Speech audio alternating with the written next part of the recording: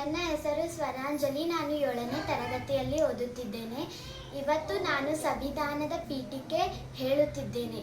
ಭಾರತದ ಜನತೆಯಾದ ನಾವು ಭಾರತವನ್ನು ಸಾರ್ವಭೌಮ, ಸಮಾಜವಾದಿ, ಜಾತ್ಯತೀತ, ಪ್ರಜಾಸತ್ತಾತ್ಮಕ ಗಣರಾಜ್ಯವನ್ನಾಗಿ ರೂಪಿಸುವುದಕ್ಕಾಗಿ ಭಾರತದ ಎಲ್ಲ ಪ್ರಜೆಗಳಿಗೆ ಸಾಮಾಜಿಕ, ಆರ್ಥಿಕ, ರಾಜಕೀಯ ನ್ಯಾಯವನ್ನು, ವಿಚಾರ, ಅಭಿವ್ಯಕ್ತಿ, ನಂಬಿಕೆ, ಧರ್ಮ ಮತ್ತು ಉಪಾಸನೆಯ ಸ್ವಾತಂತ್ರ್ಯವನ್ನು, ಸ್ಥಾನಮಾನ ಮತ್ತು ಅವಕಾಶಗಳ ಸಮಾನತೆಯನ್ನು ದೊರೆಯುವಂತೆ ಮಾಡುವುದಕ್ಕಾಗಿ ವ್ಯಕ್ತಿ ಗೌರವ, ದೇಶದ ಏಕತೆ ಮತ್ತು ಸಮಗ್ರತೆಗಾಗಿ ಎಲ್ಲರಲ್ಲಿ ಭ್ರಾತೃತ್ವ ಭಾವನೆಯನ್ನು ಮೂಡಿಸುವುದಕ್ಕಾಗಿ ದೃಢ ಸಂಕಲ್ಪ ಮಾಡಿ ನಮ್ಮ ಸಂವಿಧಾನ ಸಭೆಯಲ್ಲಿ 1949ನೇ ಇಸ್ವಿಯ ನವೆಂಬರ್ ತಿಂಗಳ 26ನೇ ದಿನದಂದು ಈ ಸಂವಿಧಾನವನ್ನು ನಮಗೆ ನಾವೇ ಅರ್ಪಿಸಿಕೊಂಡು ಅಂಗೀಕರಿಸಿ ಶಾಸನವಾಗಿ ವಿಧಿಸಿಕೊಂಡಿದ್ದೇವೆ. ಧನ್ಯವಾದಗಳು.